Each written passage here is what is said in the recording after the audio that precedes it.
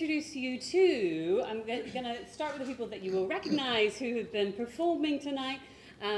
Connor Simpkin. Yeah, that's me. Robert Stewart Hudson. That's right, yes. Vicky Earle. Catherine Chambers. Natasha Agarwal. Steven Arnold. And also Farron Ronan, who is also part of the company. And I think, do you basically just cover everybody? No, I just covered Judah. Ah, okay. She's particularly good when she covers me. I see that happening. And in addition, we've got David Spicer, who wrote the play, and Sean Chambers, who is the artistic director of Northern Comedy Theatre and also directed tonight. Yes, so thank you. So this time I mentioned I do lots of post-show Q&As. And I'm very gratified the fact that theatres have opened again. I've started doing lots of Q&As. Many of them so far have been Q&As that I was meant to do back in March, April, May 2020. And so very thankful that those shows are finally coming to fruition. But this show, of course, if it weren't for what we've all been through, there wouldn't be a show, so I wouldn't be here at all. So I guess I have COVID to thank for that. I'm not sure. But before we talk specifically, Sean, about how Doing Shakespeare came about, tell me how Northern Comedy Theatre came about. What were you doing pre-COVID? Why did you found the company?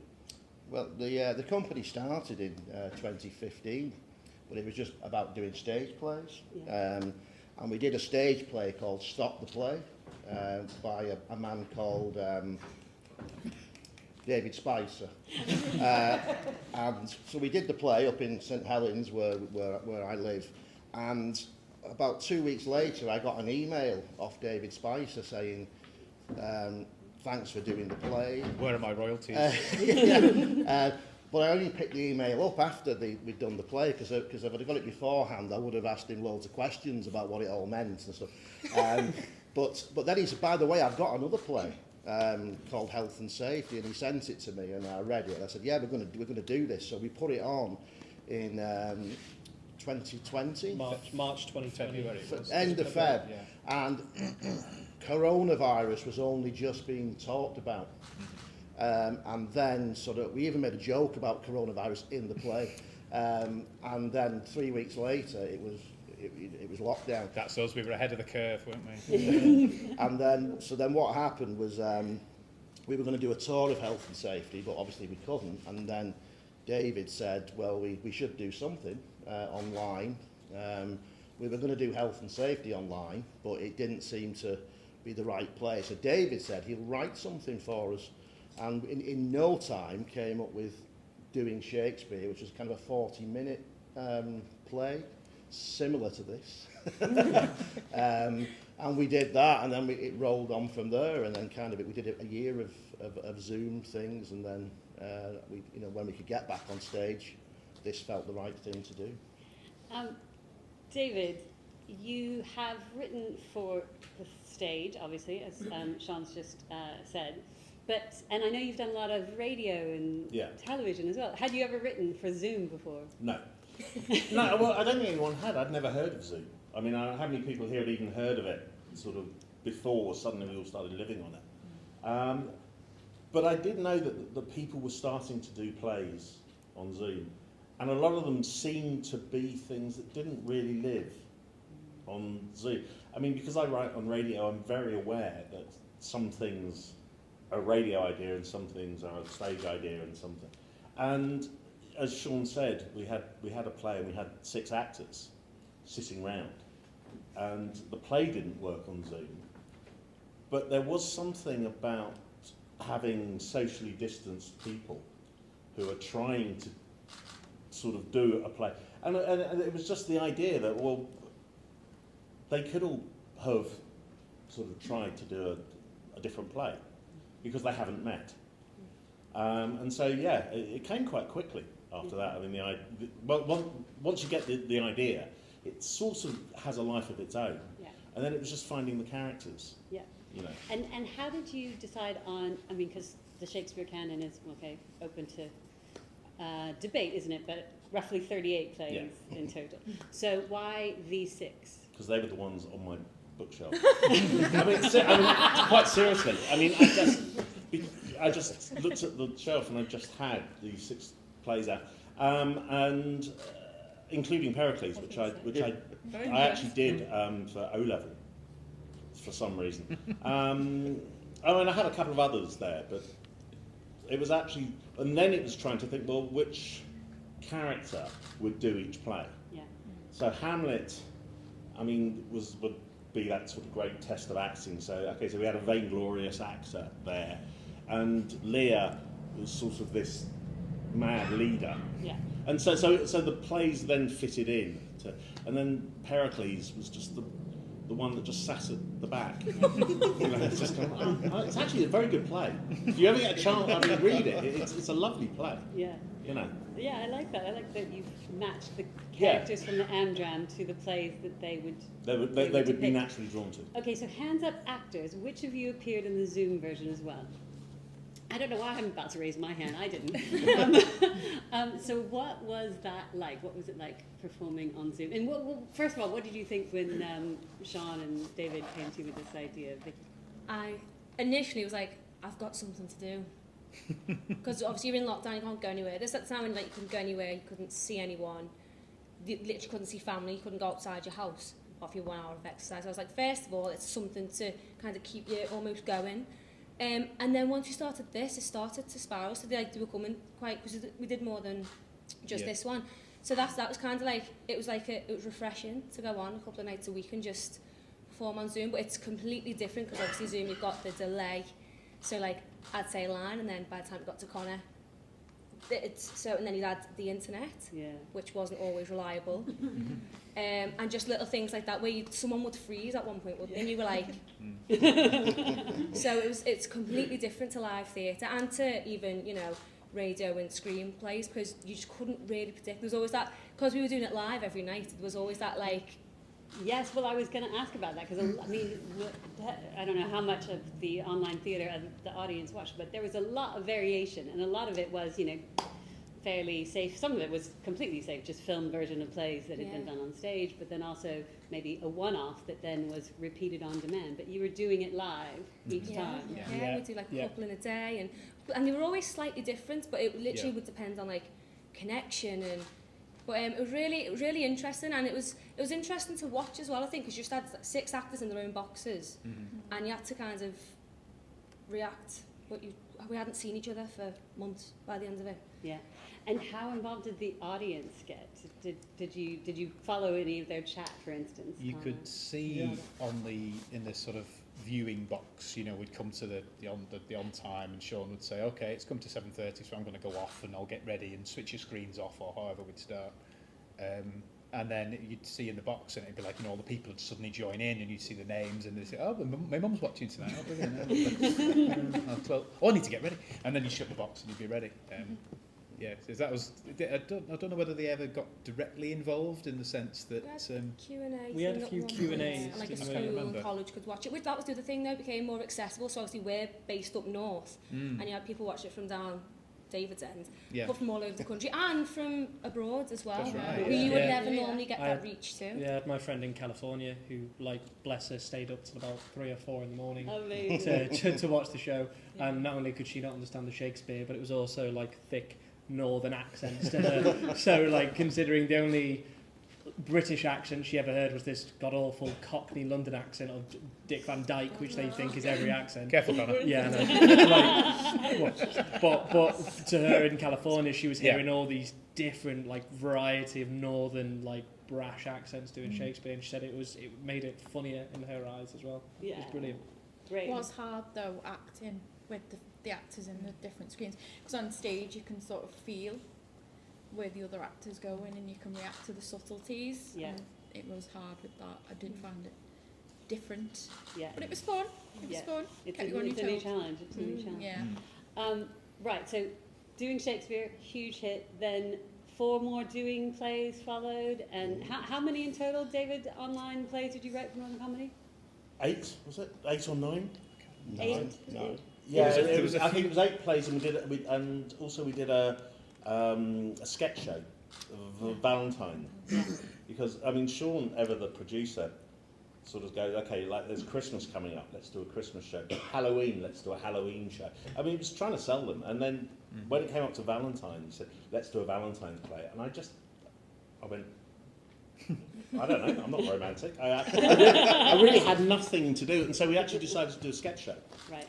But yeah, so I think it was 9 shows in total. Yeah. What I liked about them is they got more complicated as we got Yeah. more confident, or as Sean got more confident with the tech, because the very first one, which I wasn't in, the Doing Shakespeare, which I then watched afterwards, was very good, but it was quite simple, wasn't it?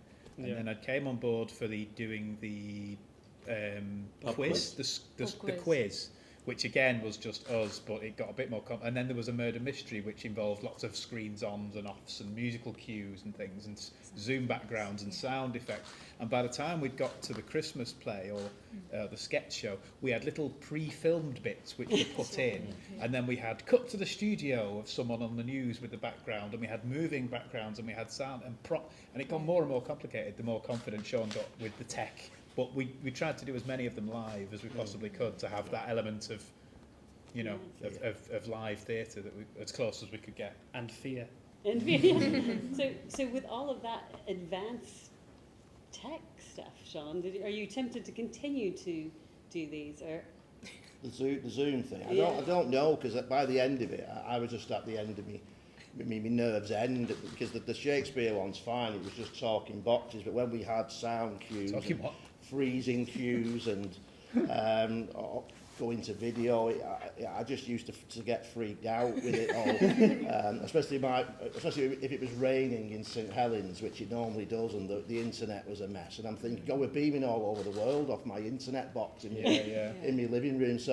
But I just prefer this stuff. I'm a stage person. Yeah. I prefer stage all day long. But some of our people who watched it have been saying, well, we can't come to London. We can't come to... like we've got some people in Spain who are saying, can you film this and send it out? So, but I don't know. I just think, for me, it was a kind of a temporary thing. And at what point, so now we've all lived through it, you know, theatres opened, closed a couple of times. At what point did you think, right, we're going to get back on stage now? As soon as possible. Probably too soon, because we did a play opened in August, so we were kind of first out the blocks. We did a play in August, a mini tour, and then we had this lined up, and there was still that reticence of audience about coming back, and I think there still is now. For many of you, it might be your first time, I don't know, but there's, you know, so I think I just wanted to get back on stage as quick as I could, but I think it might have been too quick, you know. And why didn't, I mean, because you've done, and you've got other existing stage plays, why did you want to adapt something from the lockdown era? Well, I think with this, because I just think we wanted to come to London, because we're doing the Zoom stuff. A lot of people were in London, the Offies and all of that were sort of, you know, championing what we were doing. So we wanted to come to London, and I just felt this was the right show for London. You know, the Globe is just wherever it is over there, and I just felt Shakespeare is popular, so I just felt this was the right one to bring to London. David, how then did you go from turning a 45-minute Zoom play into what we've seen tonight? You just rewrite it. I mean, Good night, everyone. Sorry, I'm not. No, I mean, what I didn't do was sit there with the script and try to elongate. I just kind of started right from the beginning. I don't know if anyone, in fact, I do know one person is in the audience who did see it on Zoom. Did you recognise it from Zoom, from the play on Zoom? Yeah, no. Yeah, I mean, there's lots of bits in it, because I mean, as anyone who's ever written particularly comedy knows, never throw a gag away. Yeah. You know, I mean, so there's lots. I mean, the characters I had. The main problem that I had was, why are they all doing a different play? Because if you can see they're socially distanced, that's sort of weird. But then once I'd had this idea of like they're going to do Shakespeare like Shakespeare did Shakespeare, and I found out that actually Shakespeare didn't rehearse. I mean, he did actually just do that thing where they would turn up on the day for an hour, fight some jigs, you're coming in there, you're going out there, they would do it. And it's a sort of mad thing that Tom would want to do. And so that was the first thing. And then it was the ending. I didn't know how to end the play. Because again, it's that thing, so it's a very modern conceit. What we do now is if I kill you, you don't come back to life in front of the audience. In Shakespeare's day, they did. Someone would be dead and then they'd just stand up. Here, you need the curtain or you need the blackout. And so it was just having these people who just hadn't thought it through. They all died on stage and then kind of went, shit, what do we do? Yeah. And then, so once I worked out the beginning and the end, just wrote the bit in the middle. Yeah. By the way, if you haven't got the programme yet, I do recommend that you get it, because there's a very nice piece here with a little bit more about the history of what David just alluded to in terms of Shakespeare not rehearsing things, and it's well written, really interesting. So before I come to the audience questions, I want to hear from Steven, Farron, and Natasha. You guys then came to this fresh. Well, first of all, did you do much online theatre yourselves during lockdown? Any of you? I joined Northern Comedy Theatre for at Christmas for their Christmas show and Valentine's show. So I'd done a couple of the online plays, and then so coming to doing Shakespeare fresh, but had experienced the online comedy with these guys. So. Amazing. And Fran? No, I hadn't done. Stephen? No. So another thing I really like about this version of the script is that, you know, we see the actors coming into the rehearsal room for the first time and saying, oh my gosh, how amazing is it to be in a rehearsal room again and in front of an audience again. So let's hear, for real, in real life, what does it feel like, Stephen, to be in front of an audience again? Did you experience that coming in the rehearsal room? I was chomping at the bit to get back. You know, I felt that's lockdown a bit difficult, if I'm honest, you know, because you're always out, you're always meeting people, you're always working. And I just couldn't wait to get back. And then when I read this script, I was just 100% going for it. You know, I wanted to come, do my job, and just get back with people and do something that I love. You know, that I absolutely adore doing. And it's the first time I've worked with these guys. It's just been an absolute pleasure. It really has. But yeah, I just couldn't wait to get back. Yeah. And Farron, Natasha, what was it like? Was it quite emotional coming back to act in person with people? Yeah, and I was a bit nervous to obviously get back into doing it, because I've not been doing it for so long, for like a year off. But then as soon as we started and got back into it, I just really enjoyed it. It was really good. Yeah. Yeah, it's so special being back with people, with a live audience as well. I mean, I think particularly when you're doing comedy, it can be quite difficult online, because you just have no idea what the audience, you know, you don't know if anyone's laughing, I mean, it's great. It kind of takes the pressure off in a way, because you're just at home and you just think, oh, I'm just doing what I'm doing and we'll see. But having that energy and, you know, that the feedback that you get from an audience and from your colleagues in a room as well, like, it's just, it's really special. And I think I mean, at least I've really appreciated being in a rehearsal room even more than before. I've always loved it, but in a way it's kind of like I'm never taking a single moment of this for granted, because you just don't know when it's going to go. And it's been, a lot of nodding heads. I prefer doing it on Zoom, to be honest. You have the mute option on Zoom. You don't have to wear trousers on Zoom, do you? Exactly, you're in your spare room. I've got a 5-year-old at home. I think it was also... Nobody can stop you doing King Lear when you're That is true. Mute. I think it was also fun as well, because obviously I was relatively new to Northern Comedy, but these guys have known each other along, and obviously Steve and Faz and Natasha came in, and it was just a really nice, comfortable, safe environment. We were playing, we were laughing, we were joking. There was points in the rehearsals where we genuinely paused because we were just laughing at each other and with each other and just having fun with it. And I think over Zoom, even though that's really wonderful, it's almost that strange thing where you're pausing for someone else to speak, and then it's the sound and the volume. You couldn't really have an authentic, genuine experience with it. It was still fun, but it wasn't being in that space. And I think people appreciated that. I did anyway, as soon as we met up again. And then obviously coming down here and doing it in front of you guys, it was really fun as well. Yay! I'm sorry to have kept you waiting. Let us hear your question. It's already been answered. Oh, right. But since I have it, I'll just say thanks. Yeah, it was really enjoyable. I used to go to the Bridewell Theatre all the time before COVID, so it's really exciting to have it back, because Thank you for coming. Yeah. Thank you. Thank you all for coming. Yeah, Yeah, definitely. absolutely. But you particularly. I was more and I was laughing harder. You were laughing out. You were. Okay, other hands in the audience? Don't be shy. Yes. Yeah, the place seems to be evolving with the virus sort of. So I'm wondering, once it's all over, do you plan on keeping it like a snapshot of what it was like during the pandemic, or evolve it to the next thing, whatever happens, maybe zombies, or I don't know what's going to happen. No, I mean, the thing is, that's the, well, no one knows what's going to happen. And if you look at the numbers, I mean, anything can happen. I mean, the Prime Minister has said there is no way we're going to have another lockdown. So hold your breath, that will be on its way.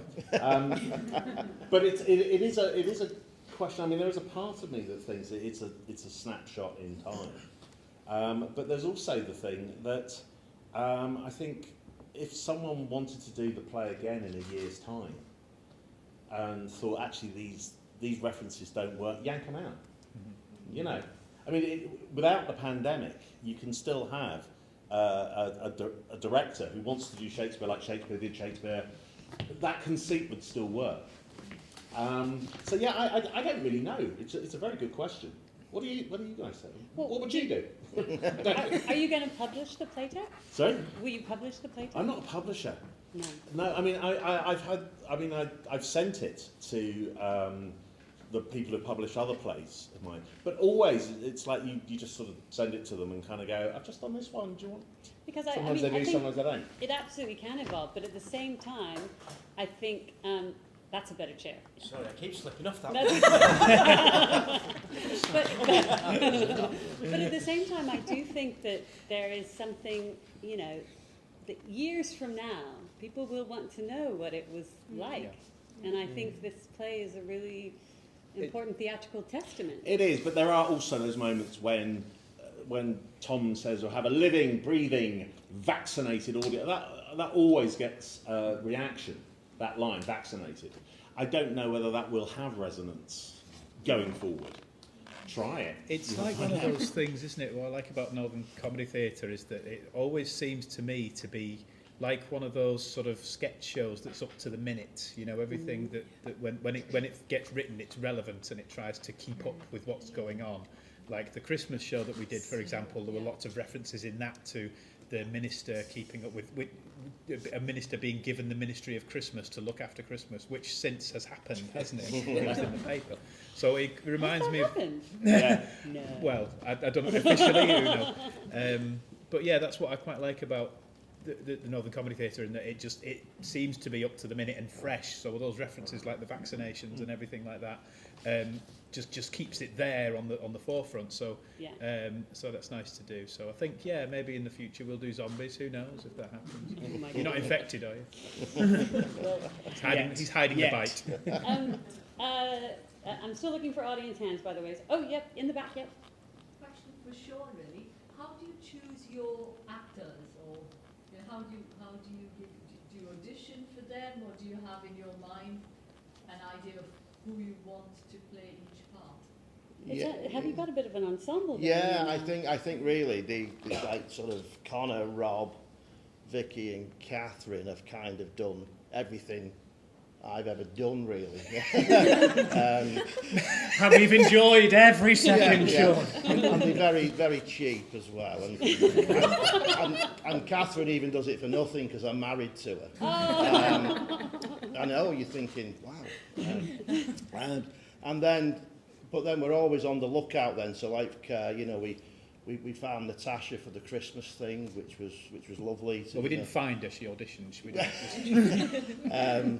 And then with this particular play then, we wanted, a name in it as well. So we thought it doesn't get more northern than Corrie and so we sought out Steven, who was in Coronation Street for 15 years.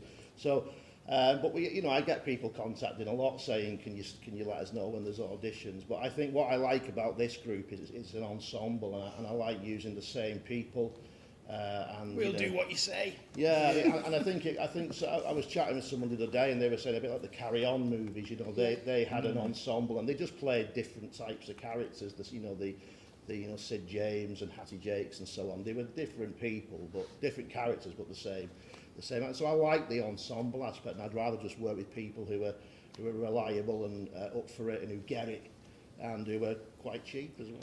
And I guess it saves a lot. I'm joking. They're not cheap. They're not. It saves a lot of time, doesn't it? Well, I was saying, carrying on from Sean as well, because I've been lucky to do 3 shows with these guys. I know how Rob works, I know how Vicky works, I know how Kath works, I know, learning about you guys, you kind of learn with comedy a lot of rhythms and a lot of timings, and you also realise, like, okay, in this one, Rob will be the driving force with this one, and then I'll try and support him in this scene, and then for this one, okay, I'll be that guy, and it's almost like before you've even really said it, because we've worked together already, we already know our tricks and our clicks and how everything kind of utilises.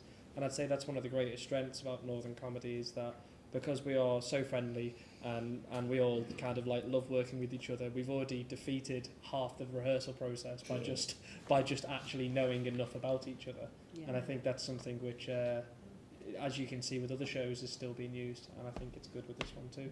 Lovely. Stephen, how do you feel coming into this, and are you tempted to do further shows with him?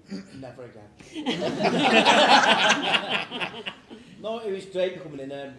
Vic was my friend, and we worked together at Christmas, didn't we? We directed the Panther in Bradford, and Vic was in it, and we cancelled because obviously with COVID.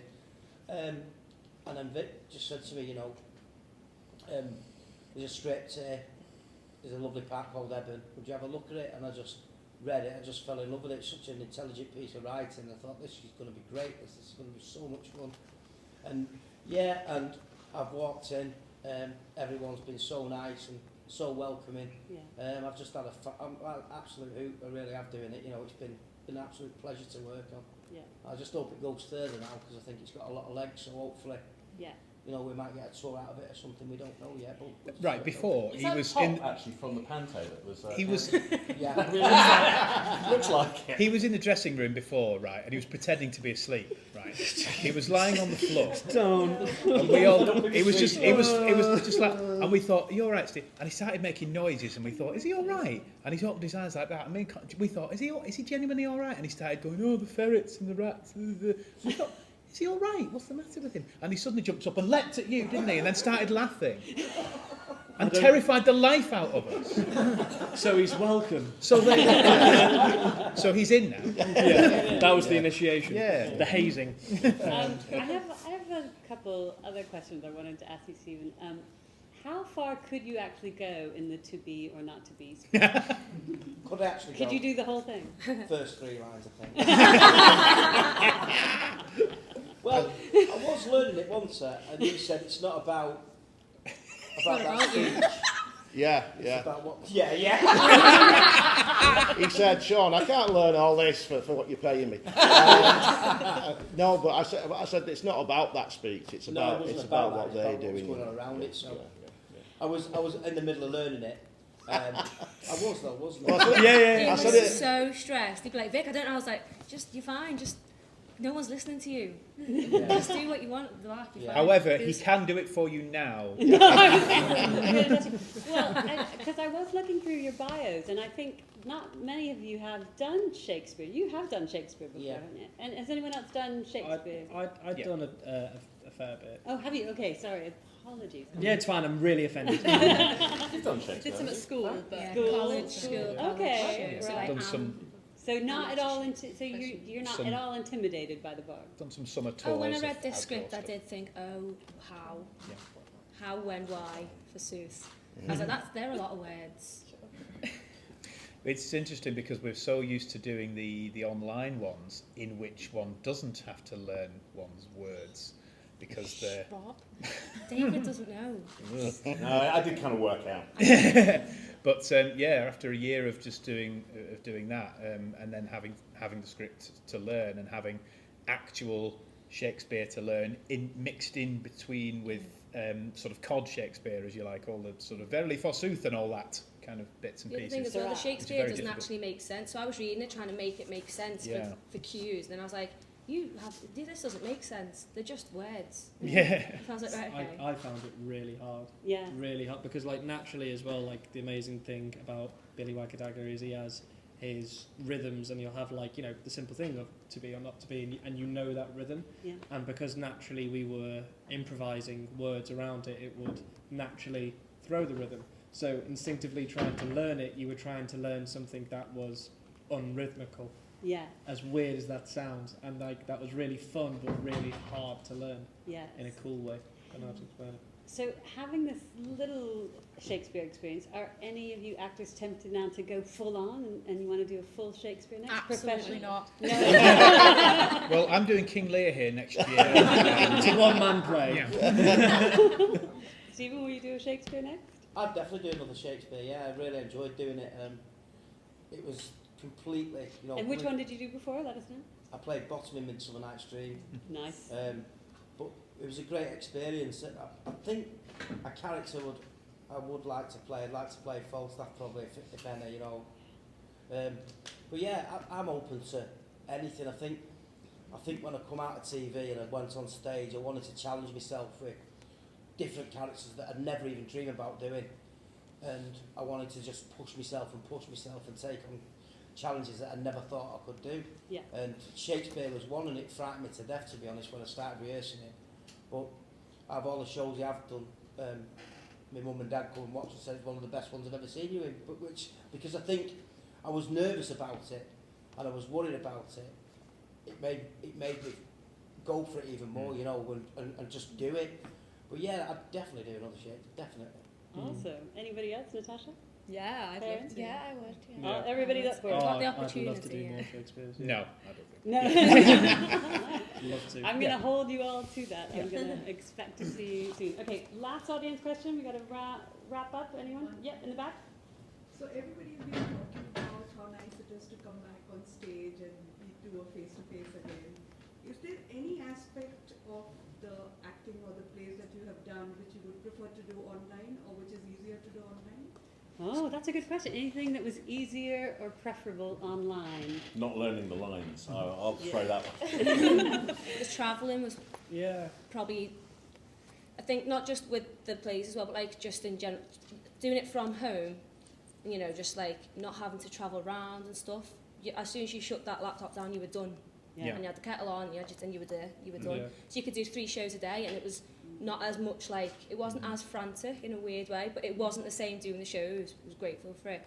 But it was like, yeah, going to rehearsals and stuff like that, you just opened your laptop, you were done. And so... I think the right thing was, though, with when we decided to do stuff on Zoom, that it was stuff that was written for Zoom. Yeah.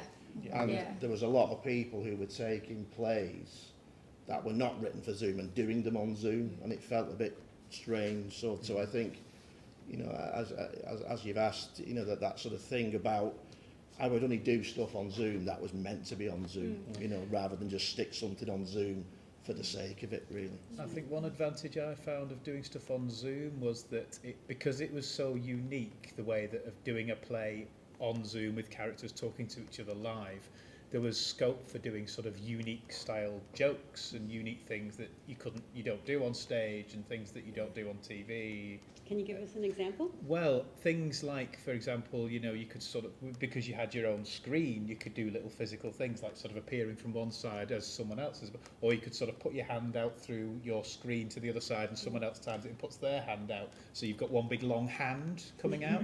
You could do things like that. If you could time it and set the screens up in a certain way that you could do that.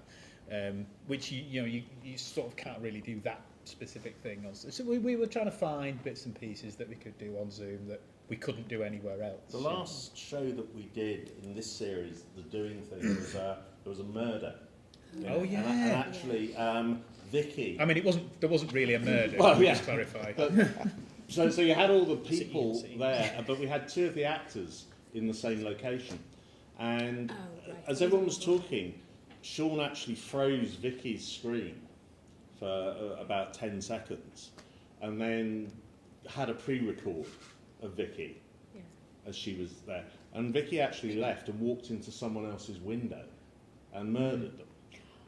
And it was a really effective thing because everyone was so used to Zoom people there, and it was actually to get one character. It was the one that we really wanted to do, is to get a character to walk from their box into someone else's box at the same time as you are watching them in their box. So there were that scope for doing things Just like that. little specific bits. Bloody difficult to And that was achieve. happening in my living room. Exactly. So I've got Vicky in my spare room upstairs. I've got Rob, a different Rob, in my living room. Catherine's in the bedroom.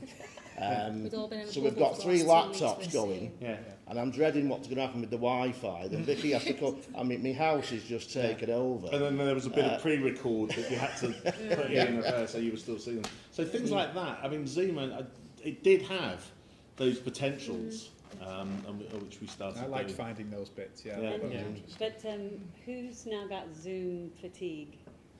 Bloody Zoom. Bloody Zoom. No. I wanted to ask a couple of quick questions. Superstition plays a big part in this play. Are any of you superstitious? Very superstitious. Oh. Yeah, I'm really bad for it. really, So really bad. will you say the M word?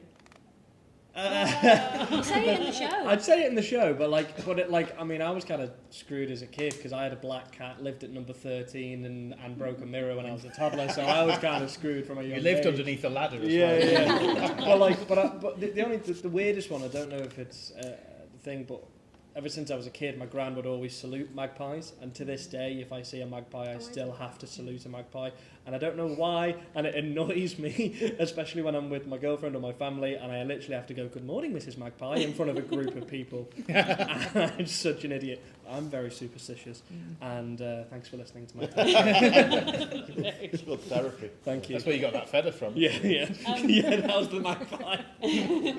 And Natasha, I wanted to congratulate you on your patter. Very, very, thank you very effective. How much did you have to practice the P's? Quite a few times. Although the very first rehearsal that I did it in, nailed it first time, and it was one of the proudest moments of my performing career thus far. So, Well, do it again for us, Natasha. Go on. Absolutely not.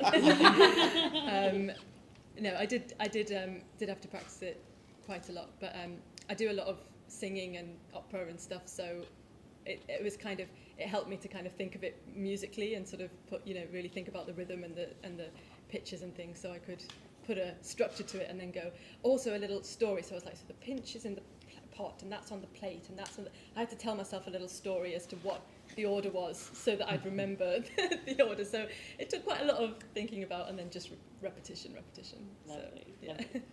lovely. Sean, what's next for Doing Shakespeare?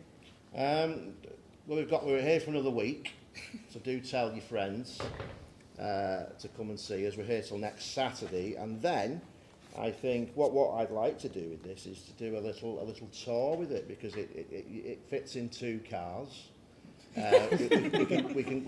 We don't need a van or anything. So my hope for this piece is that we can get a few sort of studio theatres like this up and down the country and take it out some more and spread it around, because I think it's a really good piece, and I think people like Shakespeare, and I think if you don't like Shakespeare you can still like this piece. So for me it's putting a little tour together in the new year of this.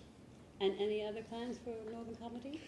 We've got a couple of shows in the pipeline back up north in January. I think they mentioned on the back of the programme there. That was my cue. Yeah, but if you want to come up to Runcorn, it's only 2 hours from Euston, to be honest. These are very good plays, though. Handbagged and Hitchcock Blonde, very good. Yeah, Johnson yeah. And Maureen Graffiti, I like Yeah, them both. yeah, definitely. But the key thing is, as we, because I think as a company we're so lucky to have someone like David who's writing stuff for us. All this stuff he's mentioned, he's wrote for us, and it's it's, I never lose sight of how lucky you are as a producer, as a director, to have someone who's right, and it's brilliant stuff as well. So, but that actually does go back the other way. I mean, really, it's to be able to write something and know that you've got a company willing to sort of read it and go for it. So yeah, it's been a fantastic collaboration. So what next will you write for Northern Comedy then? I'm going to write a play about a northern butcher. You said you wanted to test yourself. I don't know. Doing the chop. Yeah. Doing the chop. Yeah. But you're going at such a rate now. Are you going to continue to churn out? Yeah, I hope so. plays? I mean, at the moment, I'm writing a radio series, so I've got that commission. I've got that to do.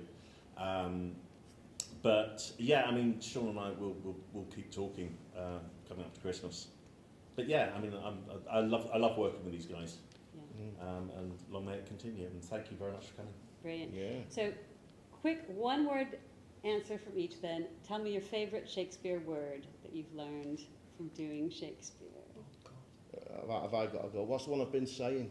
Forsooth. Oh, Forsooth. Sean. I don't even know what it means, but I've just been going around. But one thing we have done is I'm speaking to Catherine in Shakespeare now. So, wherewith are my trousers? But, no, forsooth for me. Forsooth. Didn't he host the Generation game? I would say prithee, because it's basically a lot of what Tom says at the end of it. It's like, come on, please, prithee. It's kind of like his very like awkward, like, guys, please. And whenever I hear prithee now, I just hear Rob saying that, like pleading. That's everyone. because I phone you up. Yeah. Prithee. And Come Rob? to the pub. I'm fairly certain this is a Shakespearean word, but somebody says it. I think it's Judith says it. Mimsy. Capers like a mimsy. No, that was mine. Was it actually. one of yours? My favourite Spicerian word. This is part of the quiz. Is it Will or is it David? No. Yeah. Mine would have been forsooth, but just, I think I've got a throwaway one near the beginning, which I never heard of, which was noddle. And I just like saying it. Is that you? No, that's Noddle. no, that's Kate from Shrew. Noddle, yeah, which is head. Elcomial noddle. And I was like, I quite like that. Catherine. That's a good one. Verily, we add it verily to everything. Verily. Sorry. They're doing it in the dressing room. Verily. Natasha. Oh, mine was going to be verily, but I have to think of something else now. The path of the plot to the pinch. Yeah, that one. Oh, I can't think of any words. I know. Words. No, it's okay. We'll come back to you. Karen, do you have one? Mine has to be 2 words, sorry, but it's odds bodkins. Oh. I was going to say that. Yeah. Well, if it's 2, that's good, Yeah. because then you've got your Yes, Natasha. Yes. Oh, thanks. We're a good team. I'm going to leave David for last. Stephen, what's your favourite Shakespeare? Macbeth. And